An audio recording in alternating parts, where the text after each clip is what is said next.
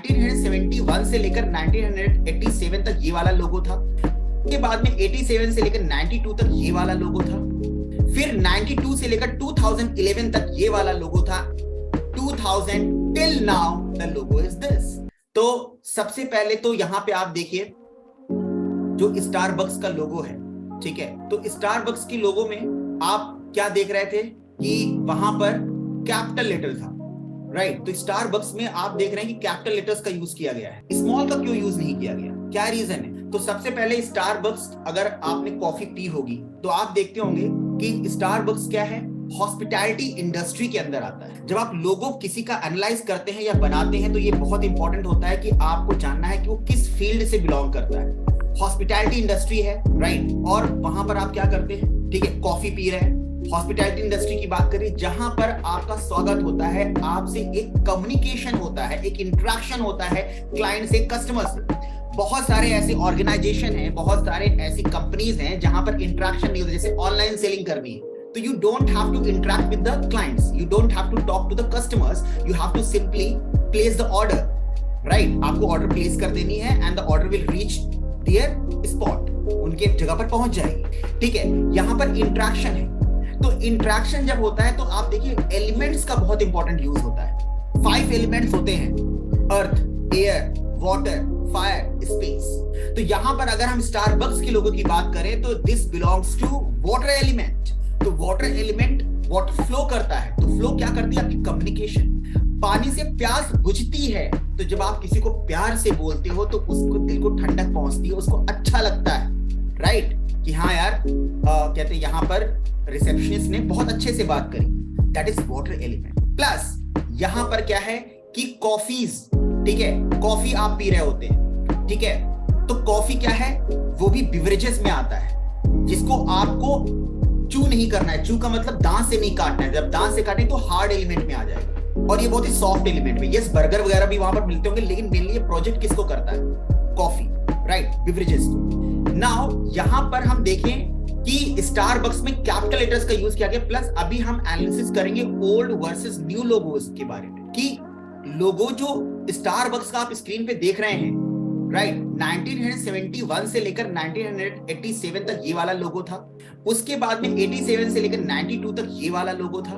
फिर 92 से लेकर 2011 तक ये वाला लोगो था, and 2000 till now the logo is this.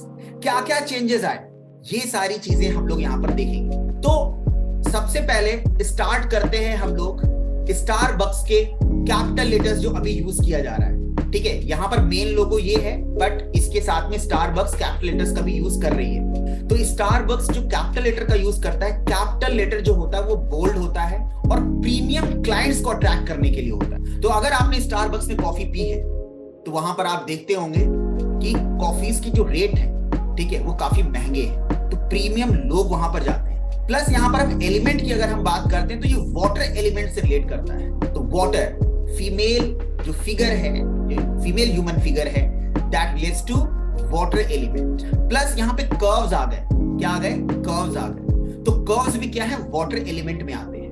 अब इंपॉर्टेंट ये होता है कि आपको कर्व्स कहां देने हैं, कहां नहीं देने हैं। नाउ आप इस वाले लोगों में एंगल्स भी देख रहे हैं, एंगल्स होता है फायर एलिमेंट। वाटर और फायर आपस में एंटी हैं, लेकिन क्या होता है कि कई बार लोगों में एंटी एलिमेंट्स का भी यूज किया जाता है। इंपॉर्टेंट वहां पर ये होता है कि हम कहां पर यूज कर रहे हैं फायर एलिमेंट को।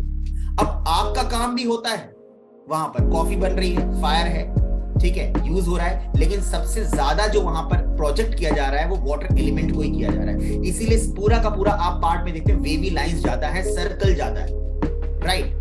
प्लस दूसरा यहां पर आप देखिए इस पर्टिकुलर लोगो में कैपिटल लेटर्स को भी कर्व कर दिया गया है, ऊपर से भी कर्व और नीचे से भी कर्व कर दिया गया है। जहां कहीं पर भी कर्व आता है वो होता है आपका वाटर एलिमेंट। क्या होता है, वाटर एलिमेंट। नाउ इस पर्टिकुलर लोगो में प्रॉब्लम्स क्या है।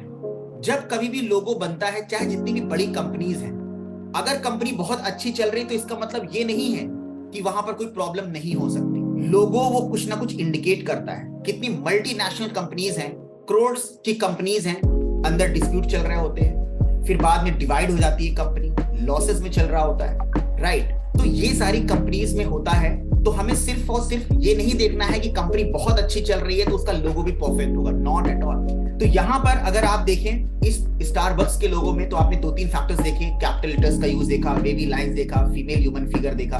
वेवी लाइंस बहुत ज्यादा होना भी अच्छा नहीं होता। And I have met one of my clients is from Starbucks only, he told me, उसने बताया। अब यहाँ पर क्या है कि जो वेवी लाइंस हैं, वेवी लाइंस अगर स्ट्रेट में ज्यादा होंगी तो वहां के एम्प्लॉयज को बैक पेन देंगी। क्या देंगी? बैक पेन देंगी। और उसने एक्सेप्ट किया इस बात को सर कि मोस्ट ऑफ द एम्प्लॉयज को 15-20 दिन, महीने भर में बैक पेन होता है वहां पर, and they go for a leave, right. क्योंकि ज्यादा वाटर एलिमेंट होने पर, वाटर एलिमेंट वीक भी है तो कहीं ना कहीं बॉडी पे भी इफेक्ट डालता है। तो आपको ये देखना है कितना, किस लेवल पे आपको वहां पे वाटर एलिमेंट ऐड करना होता है, right. Now the business is running very well. यहां पर आप देखिए कि जो एंगल का यूज किया गया, ऑन द टॉप किया गया है। कोई भी लोगो 3 जोन में होता है, लेट मी टेल यू, कोई भी लोगो 3 जोन में होता है। एक होता है आपका अपर जोन, एक होता है आपका मिडिल जोन, एक होता है आपका लोअर जोन, राइट। अब स्टारबक्स के लोगों में आप क्या देख रहे थे कि जो आपका एंगल था, जो ह्यूमन फिगर में, ये मेल फीमेल फिगर में जो एंगल बन रहा है, स्टार बन रहा है, वो ऑन द टॉप है, तो अपर जोन में है। तो जब अपर जोन में होता है तो अपर zone is your thought process. Upper zone आपका थॉट प्रोसेस है, एनालिटिकल माइंड है। तो अगर वहां पे शार्प एंगल होगा तो क्या बताएगा कि बहुत ही शार्प है वो एनालिसिस करने में कि हमें कौन सा ऑफर देना चाहिए, किस तरह क्लाइंट को अट्रैक्ट करना है,